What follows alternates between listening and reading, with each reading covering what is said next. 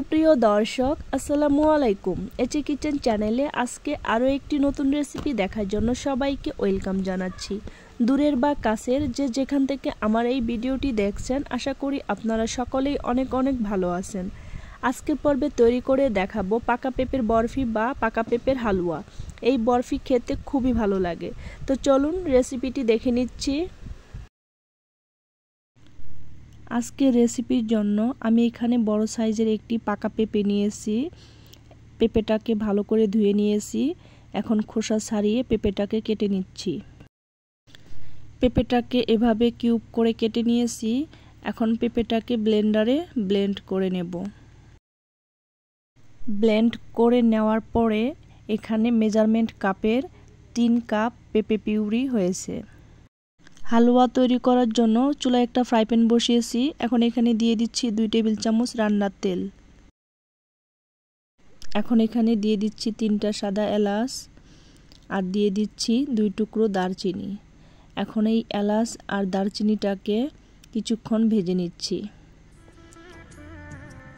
এখন এখানে দিয়ে দেব পাকা পেঁপের পিউরি।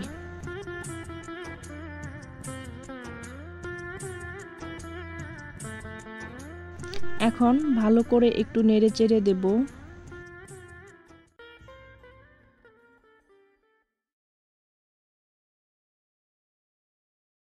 ভালো করে নেড়েচেড়ে নিলাম। এখন এখানে দিয়ে দিচ্ছি সামান্য লবণ। আমি এখানে 1/4 চা চামচ লবণ দিয়ে দিলাম। আর দিয়ে দিচ্ছি 2 টেবিল চামচ সুজি। সুজিটা দিয়ে ভালো করে নেড়েচেড়ে নিচ্ছি।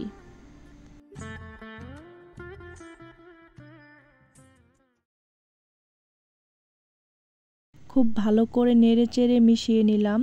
এভাবে লাড়তে থাকতে হবে আর খেয়াল রাখতে হবে নিচে যেন লেগে না যায়।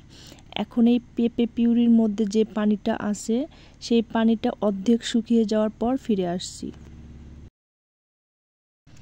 এই তো পিউরিটা শুকিয়ে অর্ধেক হয়ে গেছে।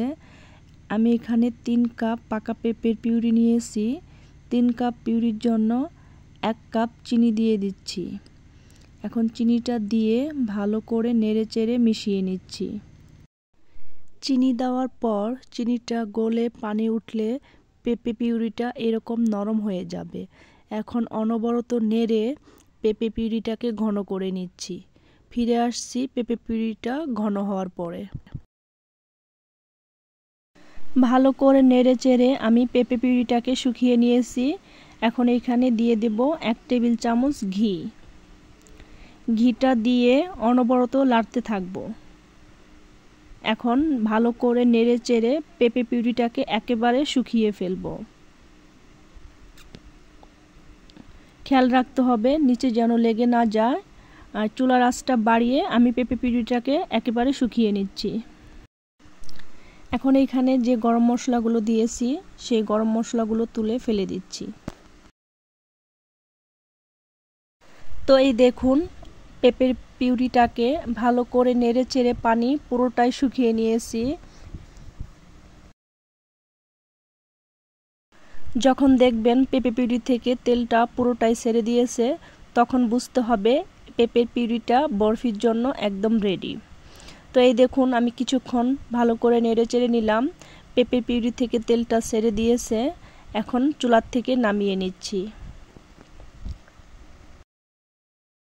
এখন এখানে একটা প্লেট নিয়েছি। আমি প্লেটে সামান্য ঘি ব্রাশ করে নিচ্ছি। এখন এই প্লেটে পেঁপের বরফি নিয়ে নিচ্ছি।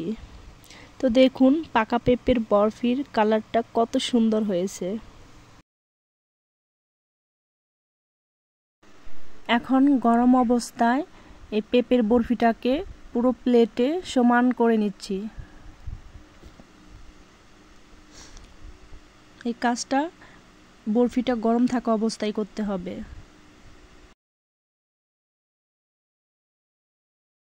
পেঁপে পিউরিটাকে পুরো প্লেটে সমান করে নিলাম। এখন এখানে দিয়ে দিচ্ছি কিছু কাজু বাদাম কুচি। আমি এখানে কাজু বাদাম কুচি দিয়ে দিচ্ছি। আপনারা এখানে আপনাদের পছন্দ মতো বাদাম ইউজ করতে পারেন বা কিশমিশও ব্যবহার করতে পারেন।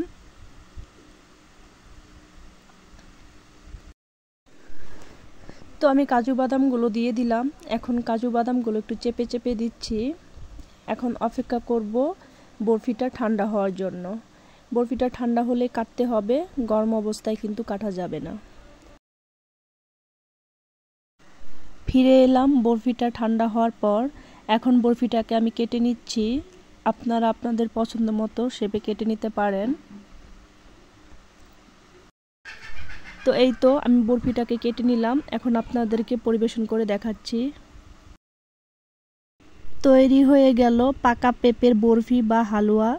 এভাবে পাকা পেঁপের হালুয়া তৈরি করবেন, পরিবারের সবাই খুবই পছন্দ করবে। ভিডিওটি কেমন লাগলো কমেন্ট করে জানাবেন। রেসিপিটি ভালো লাগলে বেশি বেশি করে বন্ধুদের সাথে শেয়ার করবেন। আমার চ্যানেলটিকে সাবস্ক্রাইব করে চ্যানেলটির পাশেই থাকবেন। তো ধন্যবাদ সবাইকে এতক্ষণ আমার ভিডিওটি দেখার জন্য। আজকের মতো এখানেই বিদায় নিচ্ছি। আল্লাহ হাফেজ।